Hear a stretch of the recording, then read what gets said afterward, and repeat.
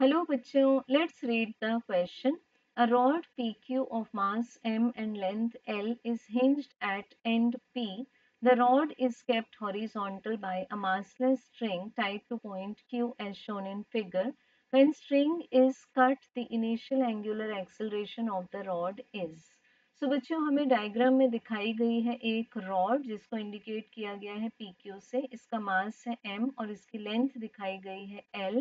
अब इसको हम एक एंड पर हिंज कर देते हैं और इस तरह से स्ट्रिंग के हेल्प से हम लोगों ने इसको कैसा मेंटेन किया हुआ है, हॉरिजॉन्टल. अब यहाँ ये बात ध्यान रखनी है कि जो स्ट्रिंग है वो मास लेस है और क्यू पॉइंट से इसको रॉड से टाई किया गया है.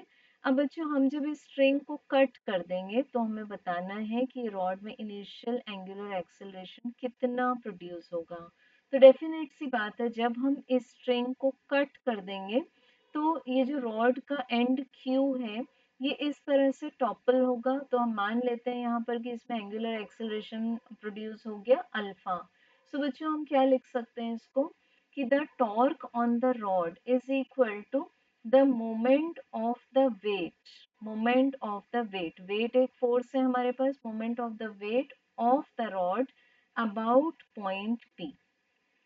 तो हम टॉर्क को एक्सप्रेस कर सकते हैं टॉर्क टाउ से, और मोमेंट ऑफ फोर्स को क्या लिख देंगे हम, इसका वेट है mg और ये जो डिस्टेंस है सेंटर ऑफ ग्रेविटी से इस रॉड का that is L/2. So this is L/2. ये हुआ इक्वेशन नंबर 1. अब हम फाइंड कर सकते हैं moment of inertia of the rod about point P. क्योंकि यहाँ पॉइंट P कैसे एक्ट करेगा, एक एंड के जैसे एक्ट करेगा. तो this is equals to ml² divided by 3. So ये हुआ इक्वेशन नंबर 2. अब बच्चों लिख सकते हैं torque as the product of moment of inertia and angular acceleration.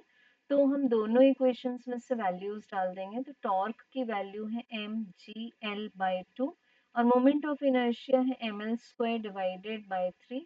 Alpha से मल्टीप्लाई कर देंगे. सो m कैंसिल, l कैंसिल. तो बच्चों हमें यहाँ से अल्फा की वैल्यू मिल जाएगी 3g डिवाइडेड बाय 2l.